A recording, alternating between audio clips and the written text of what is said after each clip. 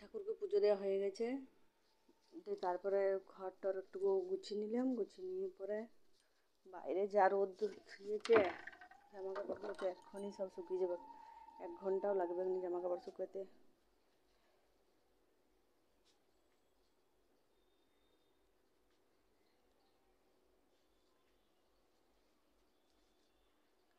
দেখি মাম্মাম কি করছে। মাম্মামকে দেখলাম শুয়ে আছে। এই যে মাম্মাম শুয়েছে। মাম্মাম, মাম্মাম, ও মাম্মাম, মাম্মাম, মাম্মাম, উঠে বসে যাও, উঠে বসে যাও, বসে যাও। তোমাকে তো বসে বসে এবারে ভাত খেতে হবে, তাই না মা? নাকি মা? তোমাকে এরপর বসে বসে ভাত খেতে হবে তো? তোমাকে ভাত খেতে হবে না?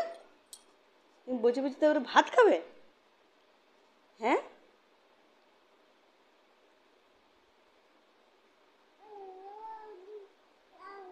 এটা গান করতো, তোমার গানটা করে দাও তো। গানটা করতো, গানটা করতো।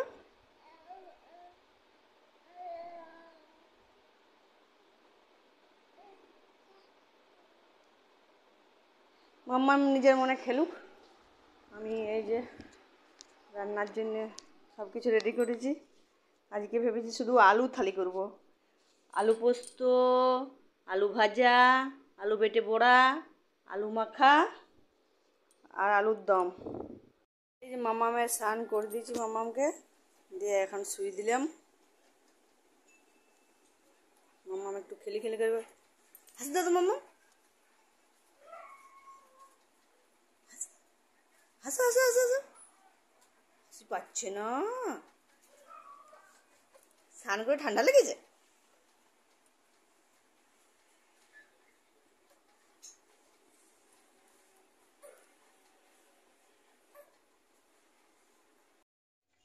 এই যে ছাদে আসলাম জামা কাপড় তুলতে, আবার এই রোদে জামা কাপড়ের অবস্থা একবারে খারাপ হয়ে গেছে।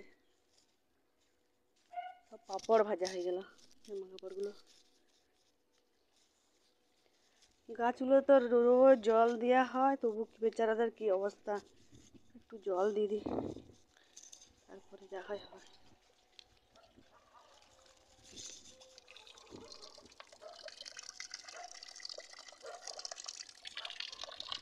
বেল গাছে কত বেল ধরেছে, কিন্তু বেল গাছটা দেখে একটা কথা মনে হচ্ছে, বেল পাকলে কাগের কি, কিন্তু এখন মনে হচ্ছে বেল পাকলে আমার কি। আমি বাড়ি মারলেও পড়বে না একটাও, আর হাতে লাগালেও পাবো না। গাছে জল দেব। জামা কাপড় তুলতে তুলতে গাছে জল দেওয়া হয়ে গেল, এরপরে নিচে যাই।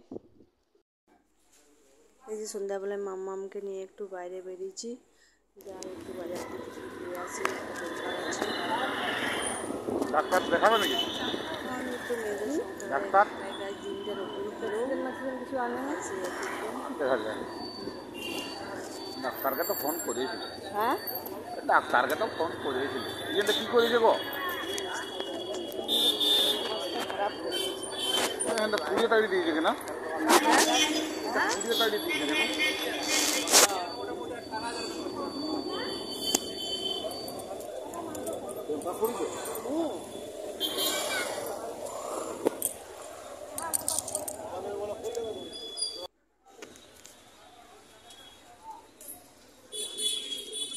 একটা সোনাগঞ্জের দোকানে গেলাম, নিলাম, পরে দেখাবো। Tata, good bye, good night.